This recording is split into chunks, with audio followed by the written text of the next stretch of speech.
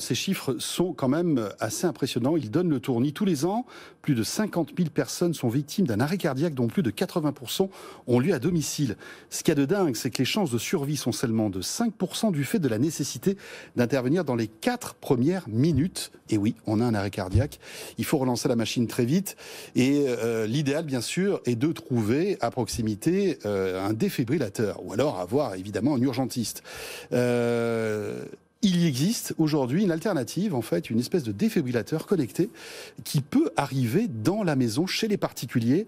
On en parle avec notre invité, Jonathan Lévy-Bencheton. Bonsoir, Jonathan. Bonsoir. Et merci d'être avec nous. Vous êtes le directeur produit chez Lifease, qui est une start-up et qui est à l'origine donc de Clark que vous avez apporté. Si vous êtes avec nous à la télé, voilà, Jonathan est en train de brandir sa petite boîte avec écrit bien sûr défibrillateur. Hein, comme ça, au moins, on sait à quoi on a affaire.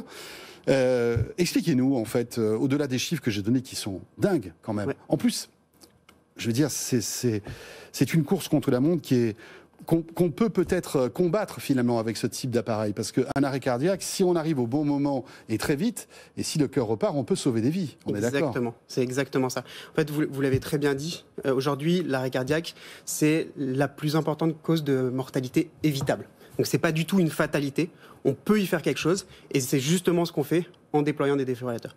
Donc, comme vous l'avez dit, il y a plus de 50 000 décès par an aujourd'hui, et il y en a 80% qui ont lieu au domicile.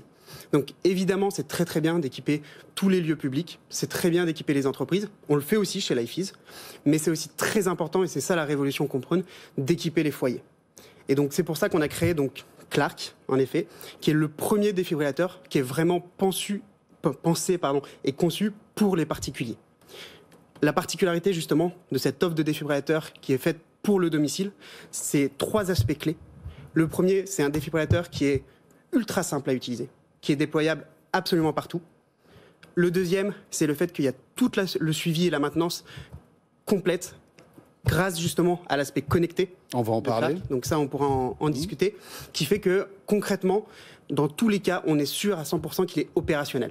Parce qu'on va avoir des alertes si jamais ça ne fonctionne pas. Plus de batterie, il y a un problème technique, etc. Exactement. Etc. Et on va pouvoir même agir à distance dans ces cas-là.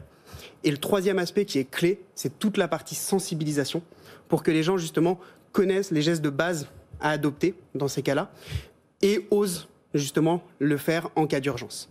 Et donc nous, on a développé des solutions aussi pour ça, pour sensibiliser un petit peu tout le monde, à la fois à l'arrêt cardiaque, mais aussi à d'autres sujets d'urgence. Alors Jonathan, si j'ai bien compris, c'est un défibrillateur domestique, en quelque sorte, que l'on peut acheter et installer à la maison. Mais à qui est-ce destiné ? Est-ce qu'à terme, il faudrait qu'on ait tous ça à la maison ?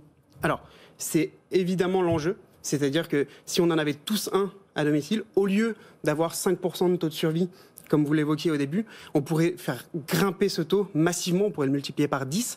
Donc tout l'enjeu, c'est encore faut-il qu'il y ait une personne à la maison, avec la personne qui a cet accident cardiaque. Vous avez totalement raison. Parce que si je suis tout seul... Si vous êtes tout seul, ça ne sert à rien.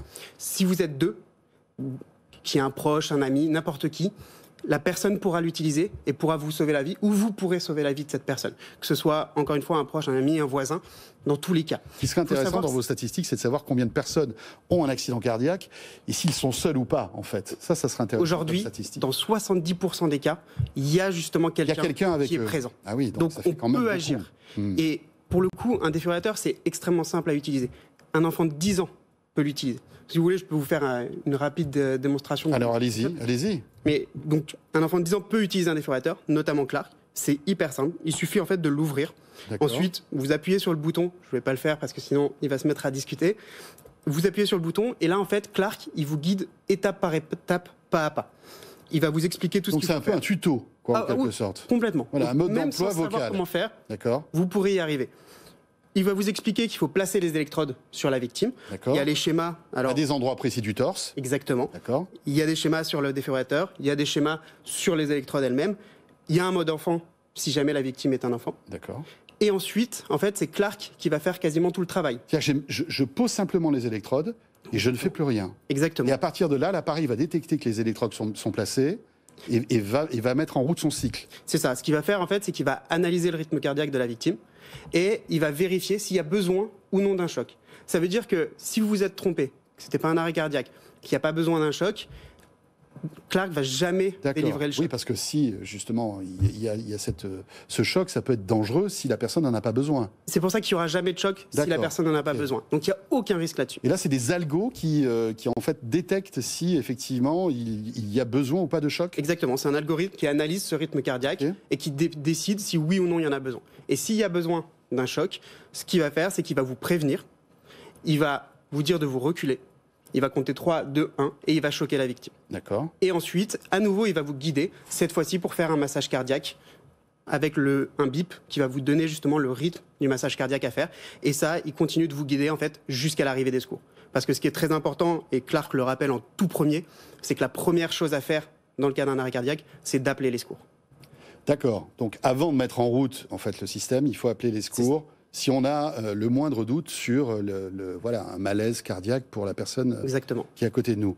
Très bien, mais en général, ce type d'appareil, Jonathan, ça coûte cher.